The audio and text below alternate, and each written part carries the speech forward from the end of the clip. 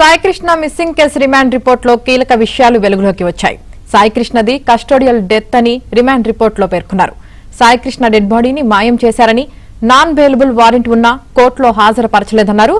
ఇక ఓవరాల్ గా ఇదే అంశానికి సంబంధించి పూర్తి సమాచారం మా ప్రతినిధి ప్రసాద్ లైవ్ లో అందిస్తారు. ప్రసాద్, చెప్పండి, సాయికృష్ణ మిస్సింగ్ కేసు రిమాండ్ రిపోర్టులో కీలక విషయాలైతే వెలుగులోకి వచ్చాయి. దీనికి సంబంధించి మీ దగ్గర ఉన్న పూర్తి అప్డేట్స్ ఏంటి? యామిని, సాయికృష్ణ అదృశ్యం కేసుకు సంబంధించి సిట్టు దర్యాప్తులో కీలకమైన అంశాలు వెలుగులోకి వచ్చాయి. ఇప్పటి వరకు అసలు సాయికృష్ణ ఉన్నాడా లేడా, ఒకవేళ అతన్ని లాకప్ డెత్ చేసి దహనం చేస్తే ఎవరి ప్రమేయం ఉంది, ఎంతవరకు ఉంది, ఇందులో ఎంతవరకు వాస్తవాలు ఉన్నాయి అనేది గత కొన్ని రోజులుగా మిస్టరీగా సాగుతోంది. అదే సిట్టు రంగంలో దిగి గత 3 రోజుల నుంచి చేసిన విచారణ, అదే నాగరాజుని విచారించిన తర్వాత మొత్తం ఈరోజు కోర్టుకు సమర్పించిన రిమాండ్ రిపోర్ట్లో చాలా ప్రశ్నలకి జవాబు దొరికింది. మరికొన్ని ప్రశ్నలుగానే మిగిలిపోయాయి. ప్రధానంగా ఈ కేసుకు సంబంధించి సాయికృష్ణ అదృశ్యమయ్యాడా లేదా, ఉంటే ఎక్కడున్నాడు, లేదా చనిపోతే ఏ విధంగా చంపేస్తారు, దీనికి సంబంధించి ఇప్పుడు సిట్టు విచారణలో అతను కస్టోడియల్ డెత్ చేశారు.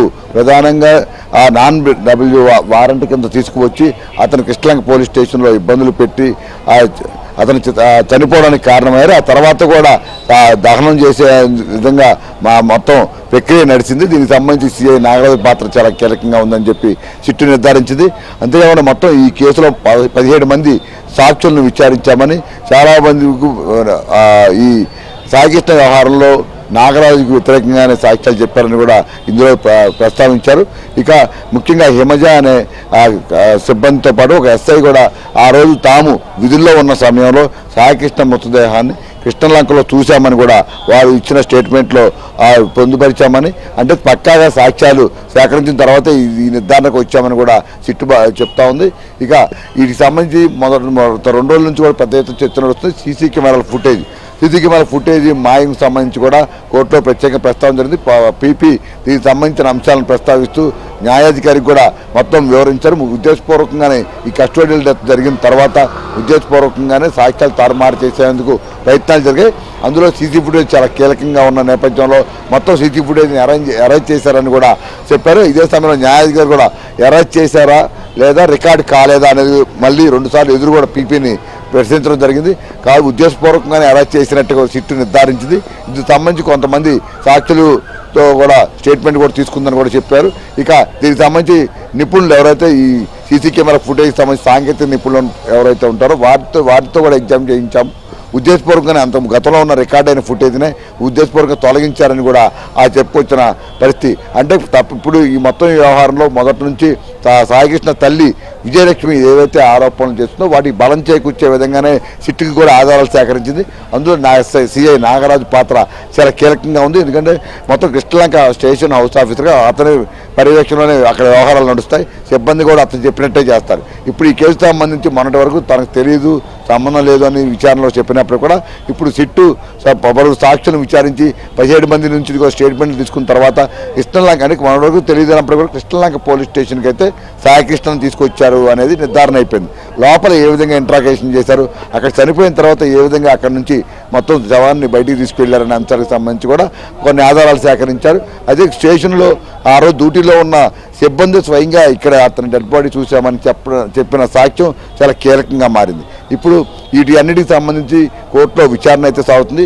అయితే మొత్తం ఈ కేసు రాష్ట్ర వ్యాప్తంగా సంచలనమైన నేపథ్యంలో నాగరాజును తీసుకొచ్చే ముందు మొత్తం కోర్టు వాళ్ళంతా కూడా న్యాయవాదులతో కిక్కిరిచిపోయింది.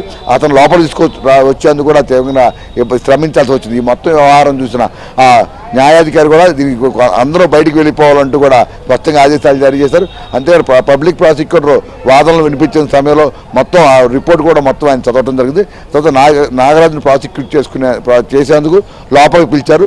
దీంతో అదే సమయంలో అక్కడ ఉన్న న్యాయవాదులందరూ కూడా బయటికి వెళ్ళిపోవాలి లేదా తన ఛాంబర్లోకి పిలిపిస్తానని గట్టిగా చెప్పినప్పుడు కూడా న్యాయవాదులందరూ కూడా ఎవరు కదలకపోవడంతో చివరికి న్యాయాధికారి నాగరాజుని అలాగే దర్యాప్తు చేసిన సిట్టు బృందాన్ని కూడా తన ఛాంబర్లోకి రావాలంటూ కూడా కోర్టు హాల్ నుంచి లోపలికి వెళ్ళిపోయారు. ప్రస్తుతం ఆయన ఛాంబర్లో నాగరాజు అదేవిధంగా సిట్ అధికారులు లోపల పిలిచి ప్రస్తుతం విచారణ అయితే కొనసాగుతుంది. ఈ విచారణ తర్వాత ఆయనకు రిమాండ్ విధించే అవకాశాలు ఎక్కువగా ఉన్నాయని చెప్పి ఇక్కడ న్యాయవాదులు అభిప్రాయపడతా ఉన్నారు. మరోవైపు రిమాండ్ విధిస్తే విజయవాడ జిల్లా జైల్లో అయితే అతనికి ఉన్న ప్రస్తుతం ఇక్కడే కృష్ణలంకలో ఎస్ఐగా పనిచేశారు, సిఐగా పనిచేశారు.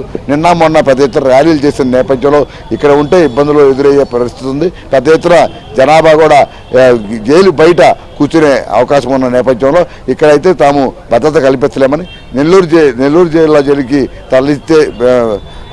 తరలించే అవకాశాన్ని పరిశీలించాలని కూడా ఆ న్యాయాధికారికి విన్నవించారు. ఇప్పుడు ఈ అంశాలను కూడా న్యాయాధికారి పరిగణలో తీసుకొని ఇక్కడికే ఇస్తారా లేకపోతే నెల్లూరు జైలుకి ఇస్తారా అనేది కూడా తేలాల్సి ఉంది. ఆ తర్వాత మరోవైపు సిట్టు కూడా ఇంకా కొన్ని ప్రశ్నలకు జవాబులు రావాల్సి ఉన్న నేపథ్యంలో మరోసారి నాగరాజుని వాళ్ళు రిమాండ్ విధిస్తే కస్టడీకి ఇస్తూ పిటిషన్ కూడా దాఖలు చేసే అవకాశం ఉంది. మరోవైపు నాగరాజు వైపు కూడా నాని అనే న్యాయవాది కూడా వాదనలు వినిపించారు.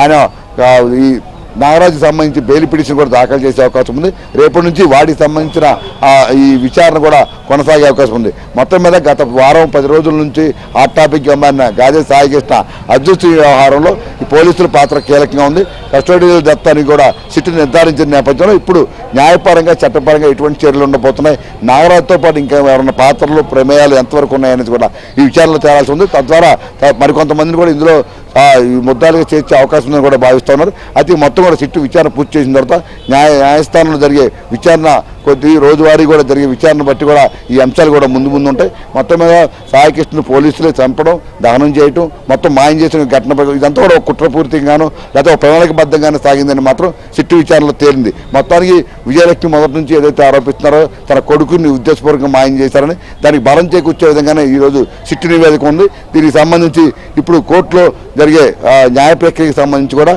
తదుపరి చర్యలు ఉండబోతున్నాయి. Yamini. Right, thank you Prasad.